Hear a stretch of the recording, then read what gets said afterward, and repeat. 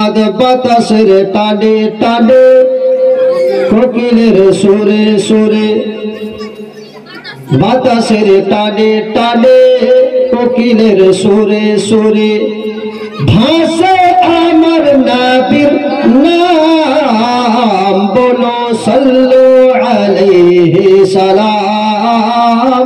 আপনারাও সকলে বলেন সাল্লু আলাইহি সালাম, মানে হচ্ছে রাসূলের প্রতি দরুদ পড়া। তো আল্লাহর নবী সাল্লাল্লাহু তাআলা আলাইহি ওয়াসাল্লাম বলেছেন, যেই ব্যক্তি আমার প্রতি মহব্বতের সহিত দরুদে পাক পড়বে, তো আমি নবী মুস্তাফা কিয়ামতের কোটে হাসরের প্রান্তরে আমার নিকট এতখানি হয়ে যাবে কে নবী হাতের দিকে ইশারা করে বলেছে, যেমন একটা আঙ্গুল অপর আঙ্গুলের পাশে খাড়ো আছে। তো নবীর কাছে কে কে খাড়ো হতে চান? কেউ কি খাড়ো হতে চান না?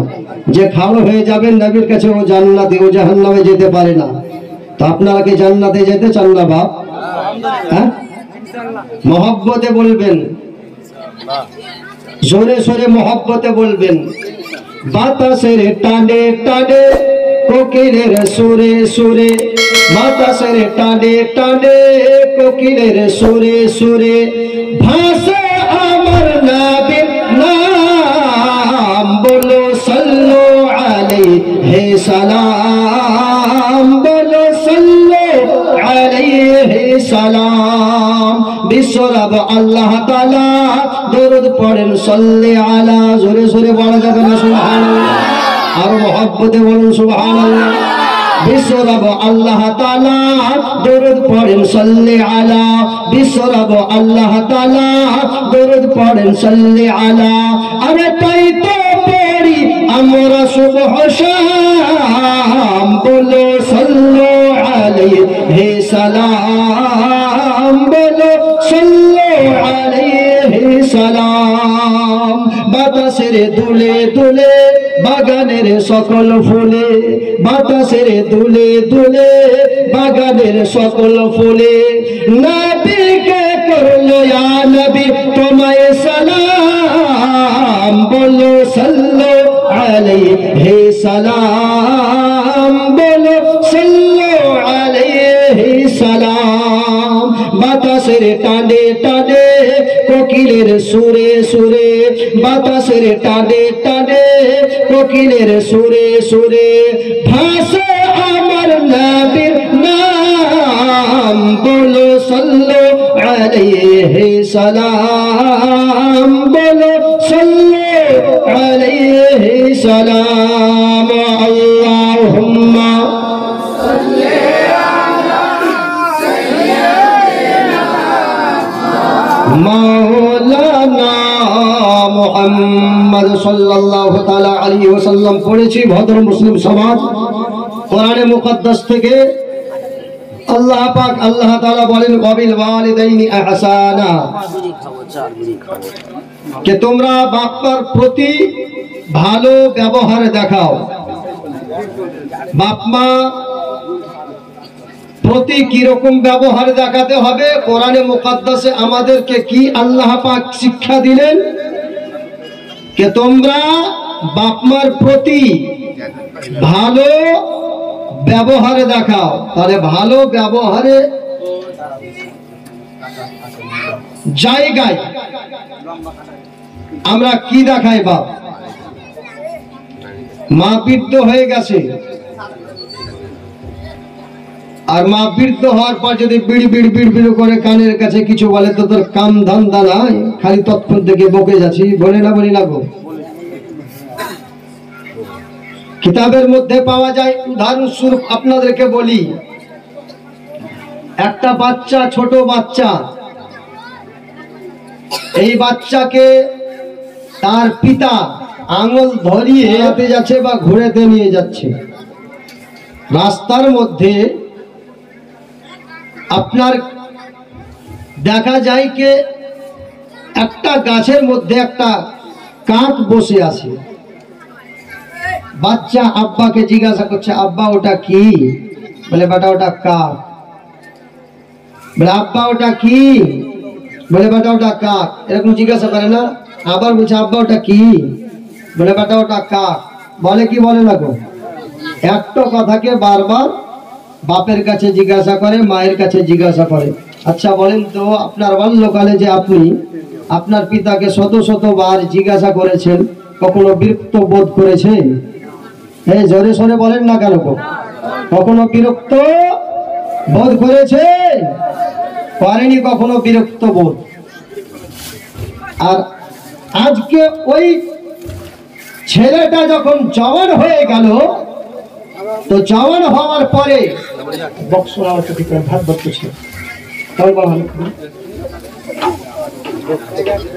আপনার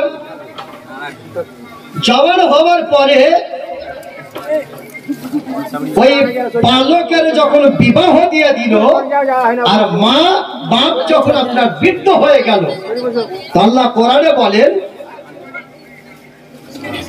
যে তোমার পিতা মাতার জ্ঞান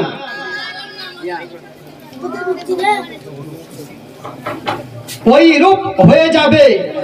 মানে মানুষ জওয়ানির পরে যখন আপনার ভরপুর স্বাভাবিক জওয়ানে আসে, তারপর যখন আরো জওয়ান দিকে ঢেলে যায়, তখন তার হুঁশ জ্ঞান পেকে যায়। তারপরে বৃদ্ধর দিকে যখন হয়, তো ওই মানুষটার জ্ঞান বাচ্চা ছেলের মতো হয়ে যায়। কথা বুঝছেন? বাচ্চা ছেলের মতো হয়ে যায়। দেখা যায় কি একটা বৃদ্ধ মহিলা এক জায়গায় বসে বসে বিড়ি বিড় বিড়ি বিড় করে বলতে থাকে, তো ছেলে নারাজ হয়ে বলে, তোর কাম ধান্দা নাই, তুই চুপ হয়ে থাকতে পারিস না? বাপ আমার কথা আমার বলার উদ্দেশ্য এটাই, একবার নয় দুইবার নয়, শত শতবার আপনি আমি পিতাকে মাতাকে জিজ্ঞাসা করেছি, আব্বা ওটা কি? বলে কাক। বলে আব্বা ওটা কি? বলে বেটা ওটা কাক। কখনো আপনার নারাজ হয়নি? পেল্টিয়ে উত্তর দিয়ে বাপ বেটাকে বলে, বেটা একদিন তুমি একটুকু ছিলে, তোমাকে ঘুরতে নিয়ে গেছিলাম, শত শতবার তুমি কাক আমাকে জিজ্ঞাসা করো কাকের ব্যাপারে, আমি বলেছি এ বেটা ওটা কাক। আবার জিজ্ঞাসা করেছো আব্বা ওটা কি? বলে ওটা বেটা কাক। আবার জিজ্ঞাসা করেছো আব্বা ওটা কি? বলে বেটা কাক। আমি কখনো নারাজ হয়নি, তোমার প্রতি কখনো অসন্তুষ্ট হয়নি, তোমাকে বারবার বলতেছি এই জন্য যেন তুমি কষ্ট না পাও। আজকে আমি পিতা, আজকে আমি মাতা, বৃদ্ধ হওয়ার পরে আমার জ্ঞানটা ওই রকম দিকে যেরকম তোমার বাল্যকালে ছিল ওই রকম দিকে ফেরত হয়ে গেছে। আগে তোমাকে বাকি দিয়ে ধুয়েছি, ওটা আজকে পরিশোধ করো। বুঝছেন? আগে তোমাকে কাক কাক বলে শত শতবার বাকি দিয়ে ধুয়েছি, আজকে ওটা ফেরত করো। ফেরতের জায়গায় আমরা কি করি? হক আদা করি। হ্যাঁ, এবার হক আদা করি যে নিজের স্ত্রীকে নিজের মা এবং বাপের থেকে উঁচু দরজা দিবে, ওই ব্যক্তির মওতের সময় তার পিতা মাতা যদি উঁচু দরজা দেওয়ার কারণে নারাজ হয়ে থাকে, তাহলে তার মওতের সময় তার কলমা হলকুম থেকে উচ্চারণ হবে কি না, এই প্রসঙ্গে আলোচনা করে আমার বক্তব্য ইনশাআল্লাহ ইতি। কথা বুঝছেন? যদি কোন যুবক বিবাহ করার পরে নিজের পিতা মাতাকে নিজের স্ত্রী থেকে নিচে দিল, আর বাপ মা থেকে নিজের স্ত্রীকে বেশি প্রাধান্য দিল, ওই ব্যক্তি পিতা মাতা এই কারণে যদি নারাজ হয়ে যায়, আর ওই মুহূর্তে যদি ওই বান্দার মওত চলে আসে, তো ওই ব্যক্তির কলমা উচ্চারণ হবে কি না? এবার শুনবেন তো? কারা কারা শুনবেন? দুই হাত উত্তোলন করে বলেন তো। সুবহানাল্লাহ, আলহামদুলিল্লাহ। খালি শুনলে হবে না বাপ, এর উপরে আমল করবেন। এই পাকা পাকা দাড়ি দেখছেন, এই যত পাকা পাকা দাড়ি দেখছেন, এদের সবারই সন্তান আছে। কান খোলে সন্তানেদেরকে বলি, যুবকেদেরকে বলি, কান খোলে আজকে শুনে নেন, আর এর প্রতি যদি আমল করে নেন, ইনশাআল্লাহ আপনার আখিরাত মঙ্গলময় হবে। নৈচিত আপনি যদি মনে করেন যে আপনার পিতা মাতাকে আপনার খাটো করে স্ত্রীকে প্রাধান্য বেশি দিয়ে হজ করে এলেন, নামাজ পড়লেন, তাহাজ্জুদ 5 ওয়াক্ত নামাজ পড়লেন, নফলি ইবাদত করলেন, মনে করছেন আমি জান্নাতে চলে যাব। আল্লাহর কসম করে বলি, আপনারও নামাজ, আপনার হজ, আপনার রোজা, আপনার নফলি ইবাদত সমস্ত খাকিস্তার হয়ে যাবে, মাটিতে মিশে যাবে, আল্লাহর দরবারে কবুল হবে না। এ বাপ আমার, আসুন এই প্রসঙ্গে ইনশাআল্লাহ আপনাদের সম্মুখে হাদিস ও কোরআন থেকে আলোচনা করব। তার আগে ছোট্ট করে উসুলে বরকতের জন্য একটা দরুদে পাক পড়ুন। আল্লাহ আলে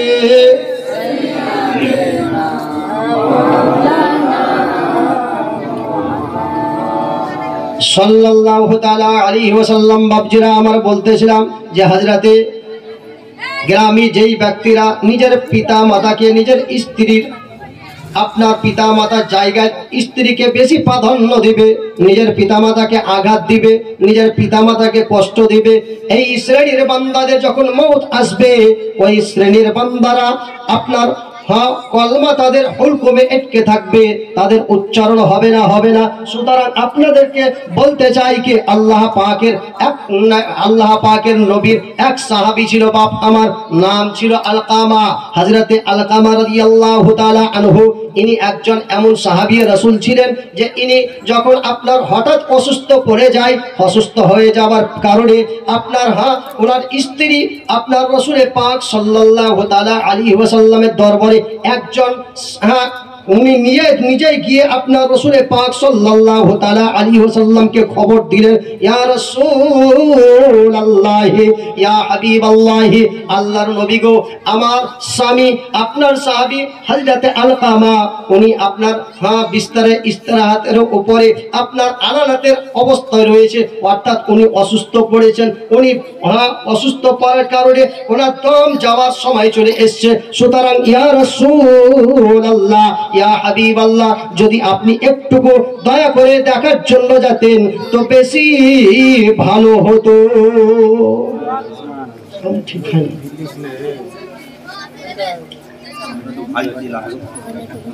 আল্লাহ পাকের পয়গম্বর ওই মহিলার কথা শুনে আল্লাহ পাকের রাসূল সাল্লাল্লাহু তাআলা আলাইহি ওয়াসাল্লাম হযরতে আম্মার এবং হযরতে সুহাইব, হযরতে বিলাল হাবশী রাদিয়াল্লাহু তাআলা আনহুম, এই তিনজন সাহাবীকে পাঠালেন, এ আমার সাহাবীরা, যাও তো একটু আলকামার কাছে গিয়ে একটু খবর নাও, অবস্থা কি।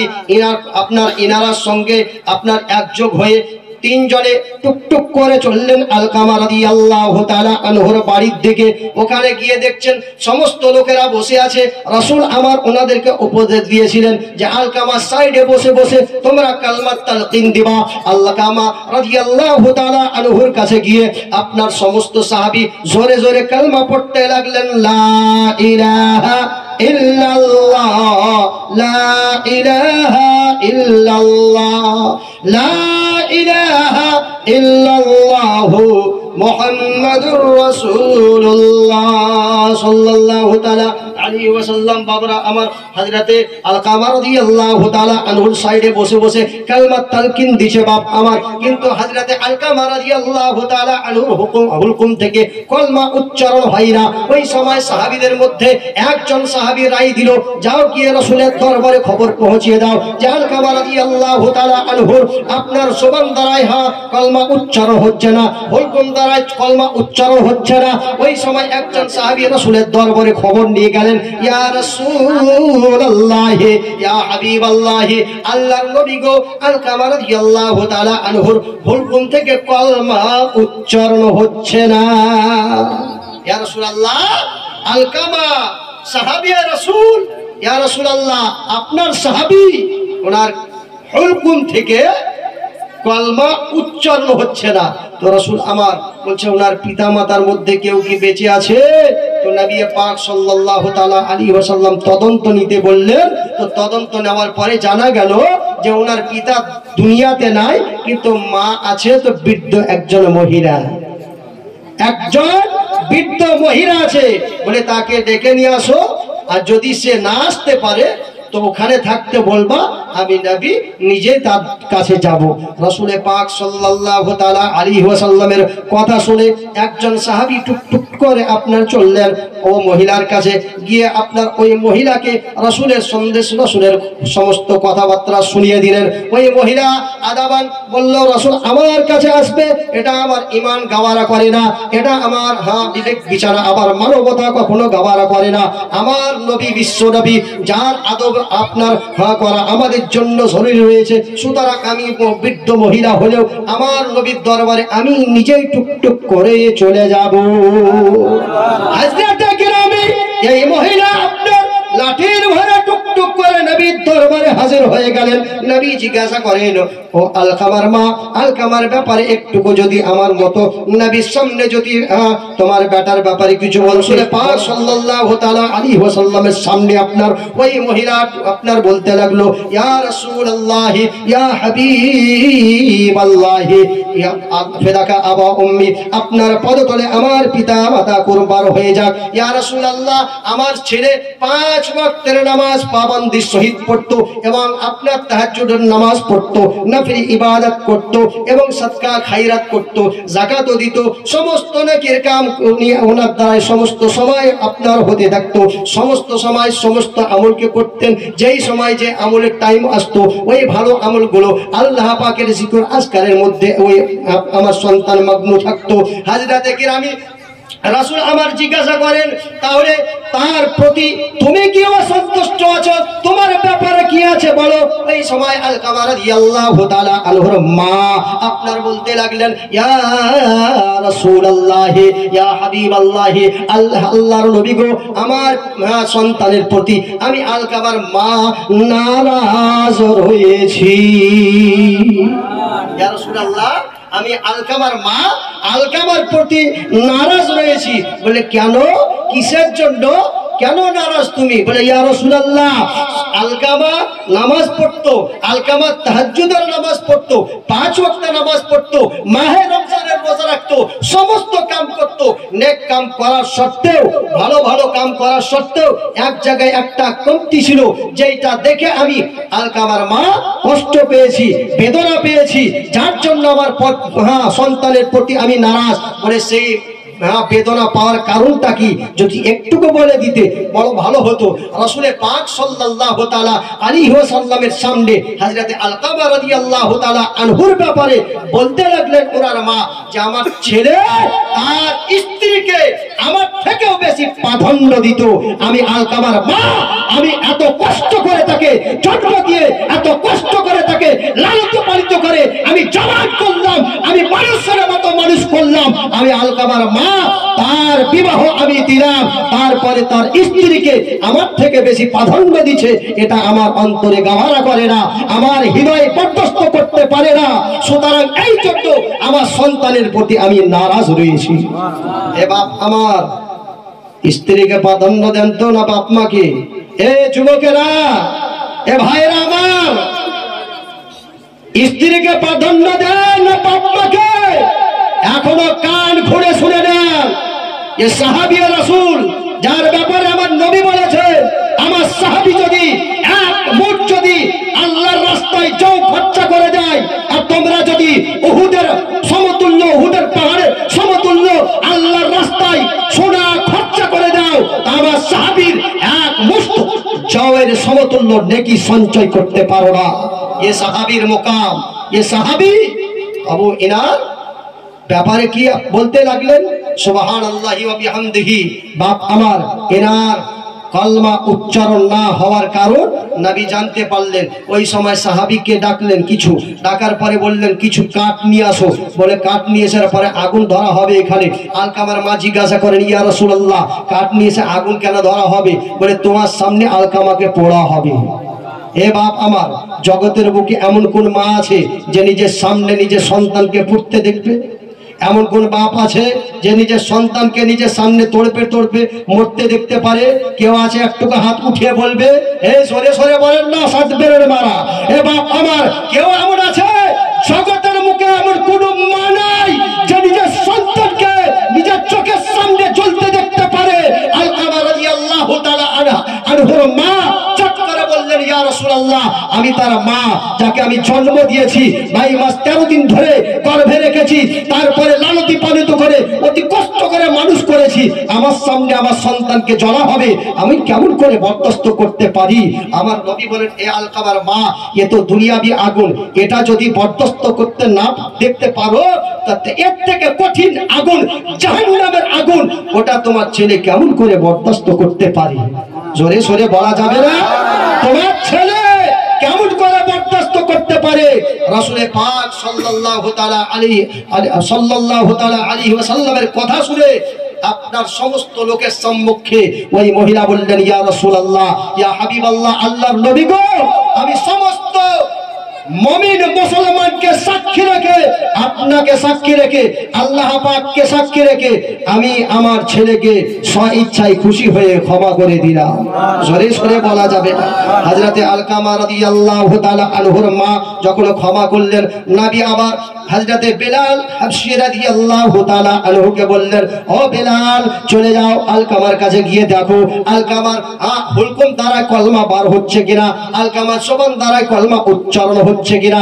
ওই সময় রাসূল পাক সাল্লাল্লাহু তাআলা আলাইহি ওয়াসাল্লাম হযরতে বেলাল হাবশীকে যখন পাঠালেন, বেলাল হাবশী রাদিয়াল্লাহু তাআলা আনহু যখন ওই জায়গায় পৌঁছলেন, পৌঁছার পরে কান লাগিয়ে শুনলেন, তো হযরতে আলকামা রাদিয়াল্লাহু তাআলা আনহু জবানে মুবারককে মহান আল্লাহ পাক আল্লাহ তাআলা খুলে দিয়েছিলেন, আর জোরে জোরে ওই কালমায়ে তাইয়্যিব পড়ছিলেন, লা ইলাহা ইল্লাল্লাহ, লা ইলাহা ইল্লাল্লাহ, লা ইলাহা ইল্লাল্লাহ মুহাম্মাদুর রাসূলুল্লাহ সাল্লাল্লাহু তাআলা আলাইহি ওয়াসাল্লাম। তো বাপজিরা আমার, বহু লম্বা হাদিস। তো এখান থেকে বোঝা গেল, যদি নিজের পিতা এবং মাতাকে কেউ নারাজ করে রেখেছো, এখনো পর্যন্ত সময়, এখনো সময় আছে, এখনো তওবা করে নাও। পিতা মাতাকে নারাজ আছে, তার পা হাত ধরে তার কাছে ক্ষমা চেয়ে নাও। কেন? পিতা মাতা